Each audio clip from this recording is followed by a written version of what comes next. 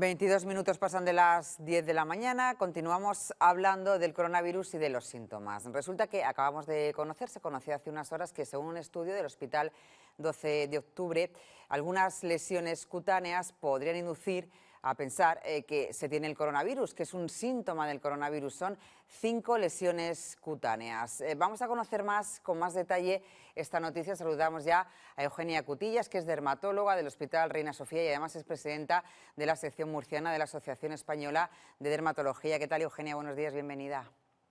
Hola, buenos días. Hay 5 lesiones en la piel, como dice el 12 de octubre, que pueden indicar que tienes el coronavirus. Así es, durante la primera ola, dermatólogos de toda España nos coordinamos y recopilamos las lesiones cutáneas que veíamos en la gente que había sido diagnosticada de COVID, con sus PCRs o con sus pruebas diagnósticas objetivas. Y bueno, lo que sí que se vio es que había una serie de patrones que se presentaban de forma repetida en estos pacientes.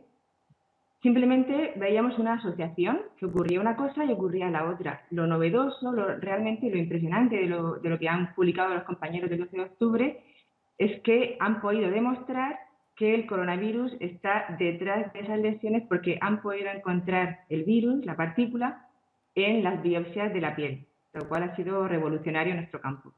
Eugenia, ¿y qué tipo de lesiones son esas? ¿Qué es lo que aparece en la piel? ¿Cómo podemos distinguirlo?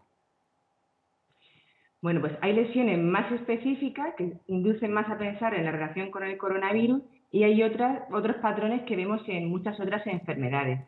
El patrón más frecuente que vimos en la primera ola y que se ha ido repitiendo es lo que los dermatólogos llamamos un exantema, que es como una erupción generalizada con rojeces, que es el eritema, y algo de descamación, con más o menos picor, y bueno, era el patrón que más se relacionaba. Otro patrón bastante frecuente es la urticaria, que suele ocurrir sincrónicamente con la infección, es decir, un paciente que tiene los síntomas y con una PCR positiva que desarrolla una urticaria. Eso realmente no nos sorprende porque la causa más frecuente de las urticarias agudas son las infecciones víricas y el coronavirus pues se une a esta lista de virus que pueden inducir una urticaria, aunque en caso de urticaria la causa más frecuente no va a ser un coronavirus, sino otro tipo de desencadenante. Otro patrón sería el patrón livedoide, que se ve más en pacientes ingresados, en pacientes que están más graves por la COVID-19. Y ese, bueno, realmente suele asociarse a gravedad de la enfermedad. Y por último, el hallazgo que más nos llamó la atención y que se ha ido investigando más profundamente a lo largo de estos meses es el de la pseudoperniosis, que son lesiones que recuerdan mucho a los sabañones, con la particularidad de que los vimos en una época de primavera, de 20 grados, Que con no el hacía calor que frío. tenemos, y no era de esperar que esos pacientes tuvieran ese tipo de lesiones. Y además eran pacientes que no tenían antecedentes de aparición de sabañones en otros inviernos. Y eso fue lo que realmente dio la voz de alarma. En nuestro caso, llevamos también a cabo un trabajo de investigación en el que nos coordinamos todos los dermatólogos de los hospitales de la región de Murcia y recopilamos todos los casos que detectamos de pseudoperniosis a lo largo de una semana. Y bueno, una semana en el contexto de la primera ola fueron 41 casos que lo publicamos, hicimos una publicación científica al respecto y bueno, lo estudiamos, lo vimos, la mayoría de ellos no tenían relación conocida con la COVID y lo que sí que sabemos ahora, a raíz de los hallazgos que bien has comunicado, es que realmente eran pacientes que habían tenido al menos contacto con pacientes con COVID. Que no quiere decir que lo tuvieran, ¿no? Que tuvieran la infección.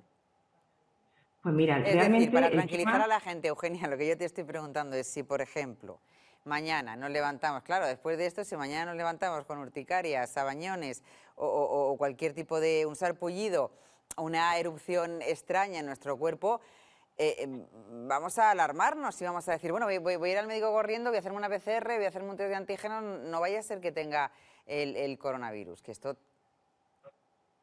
Pues no, realmente no nos tenemos que alarmar. Es algo para comunicar y comunicarle a nuestro médico de cabecera, porque sí que es interesante tener esos casos conocidos, controlados y también ver un poco lo que pasa con ellos. Pero después de casi un año de pandemia, lo que hemos aprendido precisamente es que las lesiones tipo pseudoperniosis, que eran las que más se han ido desarrollando en todo este tiempo, Los sabañones. eh, Los para que sabañones, todo los el que mundo parecen entienda. sabañones, efectivamente, aparecen habitualmente varias semanas, incluso lo estamos viendo hasta 4 meses después del contacto con el virus o de haber pasado la infección.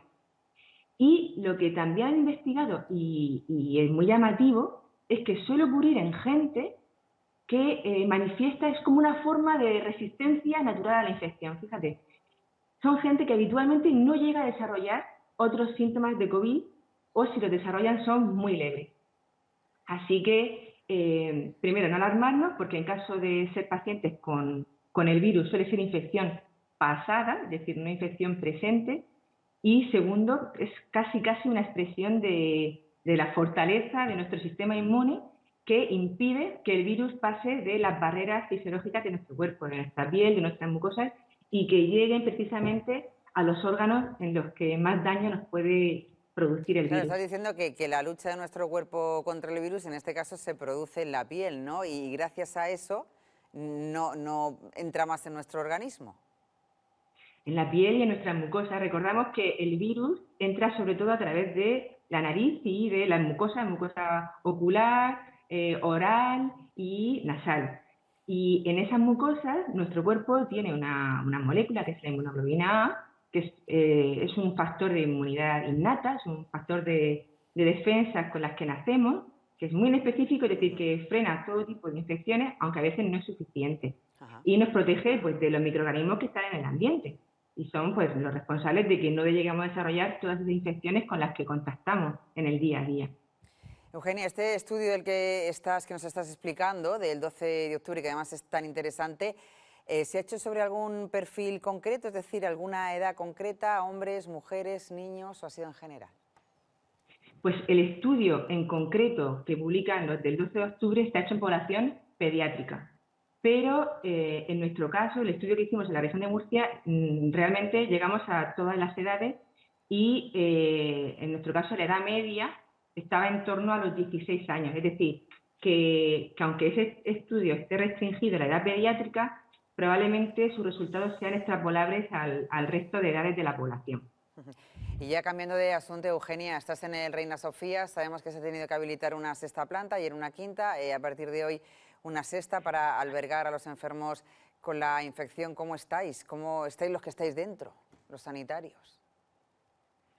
Pues aquí estamos pues, muy preocupados y aportando lo que podemos cada uno desde nuestra especialidad o incluso colaborando con el resto de especialidades.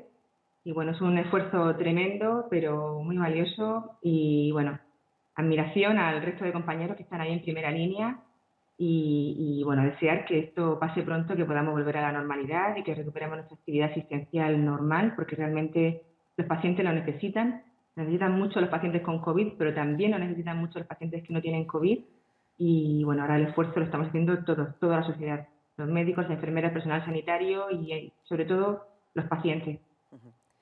Pues a todos, Eugenia Cutillas, les mandamos muchísimo ánimo desde aquí. Ojalá podamos hablar dentro de unos días y decir que esa quinta, esa sexta planta que se ha tenido que habilitar, pues ya no es necesaria porque será una señal de que las cosas están yendo mejor. Gracias por contarnos este interesante estudio en el que habéis participado también desde Murcia. Muchísimas gracias, buenos días. Gracias a ti. Adiós, hasta luego. Bueno, son ya las 10:30 de la mañana, tenemos que hacer una pausa para la publicidad. Volvemos y no se vayan, que tenemos más cosas que contarles hasta ahora mismo.